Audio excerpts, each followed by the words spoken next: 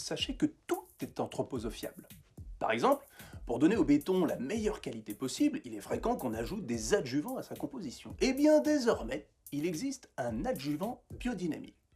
Le béton classique est source de mal-être, susceptibilité, nervosité et irritabilité, impression de froid intérieur et d'obscurité, fatigabilité plus rapide, oppression pouvant aller jusqu'à l'état dépressif, douleurs articulaires, maux de tête. Tout cela ne sera bientôt qu'un mauvais souvenir. L'adjuvant biodynamique pneumatite stimule les processus physiologiques humains, mais également les fonctions psychologiques et par suite les possibilités de développement de l'homme.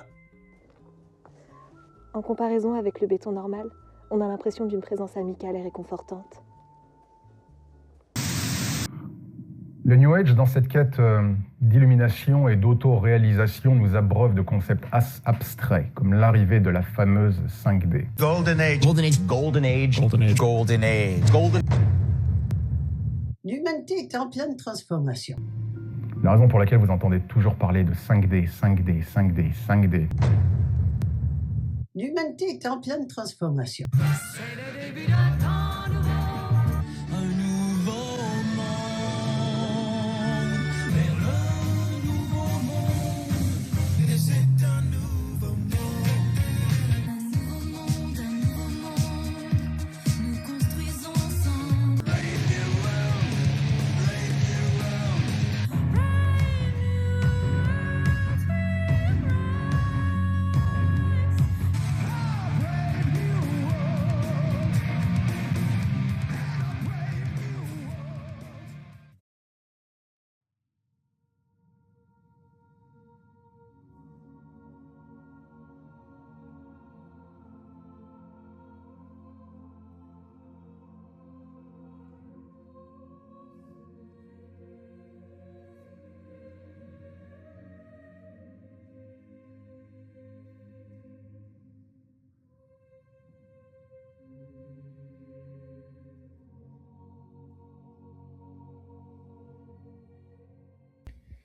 Salut gang, c'est Seb. J'espère que vous allez bien. Je vais terminer la vidéo là, en faisant la narration et ça sera plus facile pour moi pour développer ma pensée. Donc le terme nouvel âge et le terme nouvel ordre mondial a la même origine, c'est-à-dire la même auteure, Alice Bailey.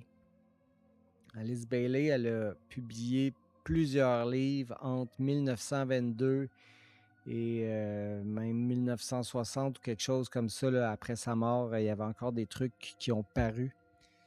C'est pas elle qui a inventé le terme nouvel âge, mais c'est vraiment elle qui l'a popularisé au travers de son œuvre.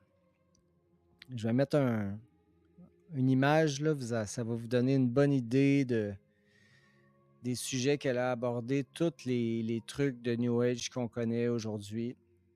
C'est tout inspiré de la doctrine secrète d'Helena Blavatsky, là, le fameux livre très, très élaboré là, qui était paru en 1888. Elle-même, Alice Bailey, elle a fait partie de la Société théosophique entre 1915 et 1922. Puis elle l'a quitté pour fonder la Lucy's Trust. C'était une maison d'édition qui lui a permis là, de publier tout ce paquet de livres-là. Puis en plus d'être une maison d'édition, là, la Lucy's Trust, ça a été aussi une genre de société, là, comme une autre branche un petit peu de la théosophie. Là, en 1948, qui paraît le livre Le Retour du Christ, où est abordé le sujet d'une nouvelle religion mondiale, et plus tard, en 1957, dans son livre « Extériorisation de la hiérarchie », qui paraît pour la première fois là, le terme « nouvel ordre mondial ». Alors, les femmes Helena Blavatsky et Alice Bailey étaient tous deux des francs-maçons. Puis ce qu'on peut dire, là, je pense, pour conclure, là, pour faire une histoire courte, c'est que c'est comme si Alice Bailey avait amené le travail de Blavatsky au niveau plus politique international, parce que je sais qu'à un moment donné, j'avais vu qu'à la fondation de la Société théosophique en 1875, il y avait quand même 300 000 membres, je pense. C'était quand même gros. Puis il y avait déjà des gens influents là-dedans, de la culture, des peintres, des politiciens.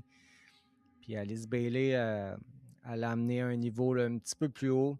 Puis d'ailleurs, sur le site internet de la Lucy Strauss, là, c'est écrit qu'ils ont un statut consultatif auprès de l'ONU. Donc, la Lucy Strauss, qui existe toujours, là, ont pour mandat maintenant là, d'amener des idées occultes au niveau de l'ONU.